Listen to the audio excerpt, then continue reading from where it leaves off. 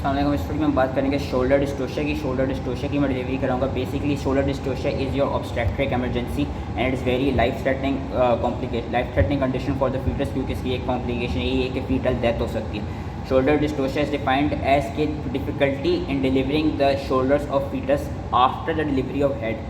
Head की delivery हो चुकी होती है पर शोल्डर्स की डिलीवरी हो पा रहे होते हैं, शोल्डर्स बीच में स्टक हो चुके होते हैं। अब इसके रिस्क फैक्टर्स क्या है? रिस्क फैक्टर्स पूछे जाते हैं। रिस्क फैक्टर्स ये हैं कि एक तो प्रीवियसली शोल्डर डिस्टोशिया हो, जो कि 25% ऑफ द केसेस में यही मेन रिस्क फैक्टर होता है। उसके अलावा हमारे पास रिस्क फैक्टर आता है कि बेबी लार्ज हो, फीटल मैक्रोसोमिया हो, more than 4 kilogram in a diabetic mother या more than 4.5 kilogram in non diabetic mother, then we would call it as foetal macrosomia.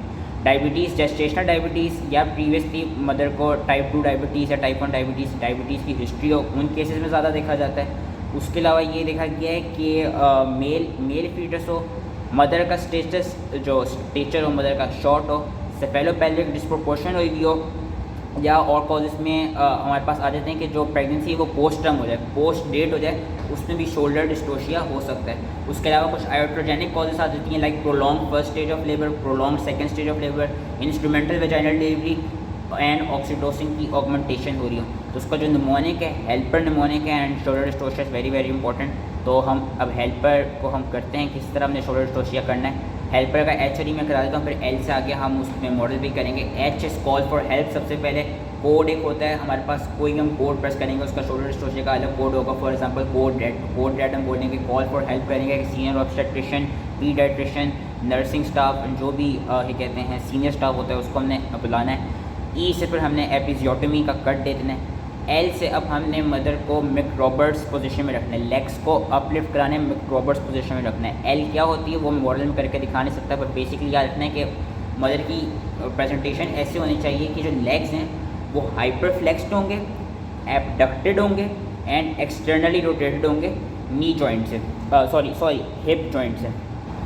Mother का याद रखना है कि लेग्स ऐसे ये फीटस नहीं, सपोज इज अ मदर को इस तरह करना है कि यहाँ से हिप जॉइंट से हाइपर फ्लेक्स्ड हो, एक्सटर्नली रोटेट हो एंड एबडक्ट हुआ हो, यूँ करके हो, इस पोजीशन में होगी ताकि वो उसकी आराम से डिलीवरी शोल्डर डिस्टोशिया की हो सके। तो मिक रॉबर्ट्स लेग पोजीशन होती है, उसमें हमने हेल्पर आते हैं। पी से फिर आते हैं सुप्रा प्यूबिक प्रेशर अप्लाई करना होगा। वो सुप्रा प्यूबिक प्रेशर अप्लाई किस तरह करना होगा वो मैं मॉडल में करा देता हूँ। That manoeuvre is known as Rubin's 1 manoeuvre. तो हम दोबारा से इसको कर लेते हैं। हेल्पर में ये इस पोजीशन में होते हैं कि शोल्डर्स फंसे में शोल्डर डिस्टोशिया हो गया, कॉल फॉर हेल्प की, एपिजियोटमी की, मिक रॉबर्ट्स लेग पोजीशन में लिटा दिया। अब सुप्रा प्यूबिक प्रेशर ये है कि कोई भी जो मेरा असिस्टेंट होगा वो इस तरह सुप्रा प्यूबिक प्रेशर दे रहा होगा। सुप्रा प्यूबिक प्रेशर देना कहाँ पे? This is manoeuvre is known as Rubin's 1। ये रूबिन्स 1 बेसिकली ये है कि जो हमारा posterior aspect of anterior shoulder जो है वहाँ पे हम प्रेशर दे रहे हैं ताकि वो निकल सके। रूबिन्स 1 यही है कि this is your anterior shoulder. Anterior shoulder का जो पोस्टीरियर एस्पेक्ट है, अगर हम इससे करें कि इस तरह है बेबी, एंटीरियर शोल्डर का, क्योंकि इससे प्यूबिक सिम्फिसिस है, एंटीरियर शोल्डर के पोस्टीरियर एस्पेक्ट पे हम बेसिकली वो दे रहे हैं, ऊपर से प्यूबिक से सुप्रा प्यूबिकली हम वो करें, प्रेशर दे रहे हैं ताकि शोल्डर जो फंसा हुआ शोल्डर है वो निकल सके। This is known as Rubin's 1 manoeuvre. इससे भी ना हो पाए देन हम क्या करते हैं, क्योंकि यूजली असिस्टेंट कर रहा होता है, देन हम जाते हैं वी एंटर हेल्पर का जो पी हो गया सुप्रा प्यूबिक प्रेशर। अब जो अलग से ई है, अगला ई है, that is we enter for the internal manoeuvres, enter the pelvis for internal manoeuvres. Internal manoeuvres क्या होते हैं? Now we will perform Rubin's 2। Rubin's 1 continuously हुए जा रहे हैं। रूबिन्स 2 क्या है? रूबिन्स 2 ये जो सैक्रल हॉलो है, dominant hand 2 fingers, dominant hand sacral hollow से मैं इस तरह करके डालूंगा कि डालनी ऐसे कि मैंने पोस्टीरियर, ये वाला पोस्टीरियर शोल्डर है, नीचे वाला ऊपर वाला एंटीरियर शोल्डर है। Posterior aspect of posterior shoulder से posterior aspect of anterior shoulder पर डालना है। This is the anterior shoulder. Rubin's 2 is from the posterior aspect of posterior shoulder I went till the posterior aspect of anterior shoulder and यहाँ से जाके क्या कर रहा हूँ, प्रेशर अप्लाई कर रहा हूँ कि किसी तरह वो शोल्डर जो फंसा हुआ है वो निकल सके, वो उसका डायमीटर कम हो सके। This is रूबिन्स 2। अगर ये भी फेल कर जाए, खुदा ना वास्ता नहीं हो रहा, रूबिन्स 2 से भी नहीं निकलना, now we perform Wood screw manoeuvre.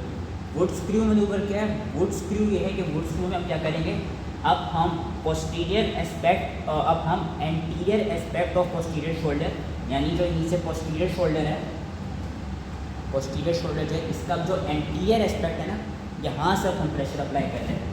ये बेबी फंसा हुआ है, जो पोस्टीरियर शोल्डर का एंटीरियर एस्पेक्ट है यहाँ से हम प्रेशर अप्लाई कर रहे हैं कि जो भी शोल्डर फंसा हुआ है वो निकल जाए। This manoeuvre is known as Wood screw method.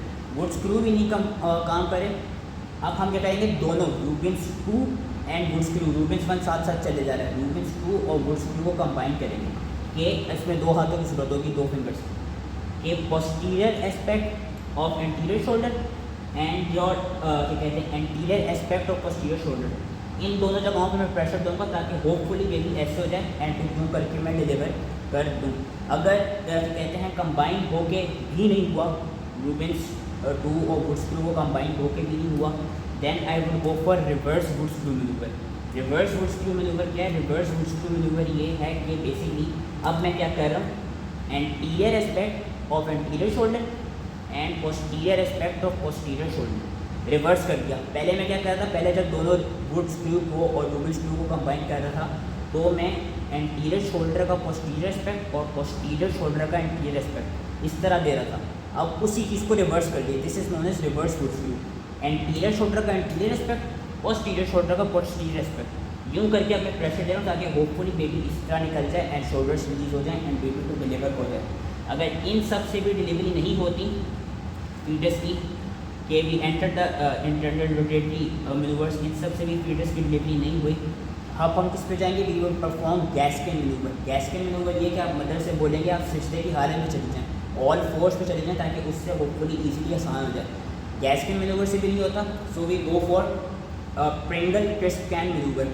Pringle crisp can manoeuvre ये जिस तरह प्रिंगल्स का डब्बा नहीं होता, हम यूँ करके चिप्स खाते हैं ऐसे, तो इसी तरह निकालना है। हमने करना क्या है, हमने जो हमारा पोस्टीरियर आर्म है, मैं अगर इसको ऐसे कर देता हूँ, बेबी को ऐसे कर देता हूँ, ये वाला हमारा जो है इस साइड पे जो है ये पोस्टीरियर आर्म है।